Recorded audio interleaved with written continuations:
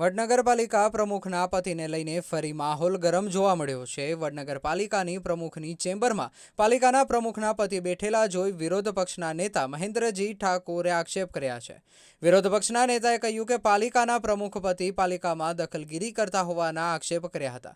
ગુજરાતીમાં દાખે દલપત રામની કવિતા છે કે તેવું વડનગર નગરપાલિકાના પંક્તિ કૂતરાની પૂંછડી વાંકીને પોપટની ચાંચ વાંકી અને આપના તો 18 અંગ વાંકા તેવું વડનગર નગરપાલિકામાં દેખાઈ રહ્યું છે। પાલિકા પ્રમુખે પણ પોતાનું નિવેદન મીડિયા સમક્ષ આપ્યું છે, જેમણે જણાવ્યું છે કે તેઓ લેવા આવ્યા હતા અને બીજા કોર્પોરેટર બેઠા હતા એટલે તેમને ચા પીવા બેઠા હોવાની વિગતો આપી। વધુમાં પાલિકા સદસ્ય મહેન્દ્રસિંહ ઠાકોર અને પાલિકા પ્રમુખે શું કહ્યું તે જુઓ।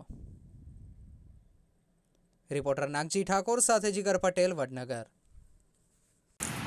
તમે કહેતા હોય 10 વખત તો તમે મને એમ કીધું કા નિલેશને વાત કરી નિલેશ હું તમને રજૂઆત કરતો તમારા નિલેશભાઈ મોમો ના લેવાનું મારા આગળ સમજી લો હું જોઈ લઈશ સલાહકારના પ્રશ્નોમાં તમે બેઠે નિલેશભાઈ નામ લીધું હું શું કહું છું નિલેશભાઈ બધું હો કરતા હોય પણ તમે મારા આગળ વાત કરતા તારા ઇન્કમ મહેન્દ્રભાઈ હું જોઈ લઈશ શું કેવું પડે નિલેશભાઈ મેં નિલેશની વાત કરી છે ના ચાલે ને તમારો વહીવટ કરવાનો અને મારા ઉપર કાલે તમે સંજય માને ખોટો આક્ષેપ કર્યો છે કે મહેન્દ્રભાઈ ધમકાવીશ કામ ચાલે ભાઈ ફોટો પાડલા મીડિયા વાળા અને તમે ખોટો આક્ષેપ કરો મારા ઉપર તમારા જો તમારે ઘેર બોલે છે તમારા ભાઈ નિલેશભાઈ મારા મિત્ર સમજો બરા અહીં આવે કરવાની તમે આક્ષેપ કરો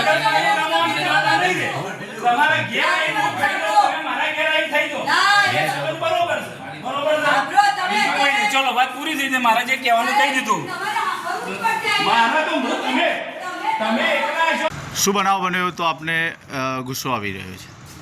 ગઈકાલે મારા સામાન્ય સભા હતી એની અંદર પ્રમુખ પતિ એમ કહેતા હતા કે હું વહીવટની અંદર સહેજ પણ દખલગીરી કરતો નથી, પણ મેં અત્યારે રૂબરૂ અને એમાં તમે અત્યારે જે વિડીયો લીધું મેં જાતે જોઈશ કે પ્રમુખશ્રીના પતિ પ્રમુખની ચેમ્બરમાં બીજા કોર્પોરેટરો અને બીજા સભ્યો કારોબારીના સભ્યો સાથે વાતચીત કરી રહ્યા છે અને હાલ તમારા વિડીયોમાં દેખાઈશ।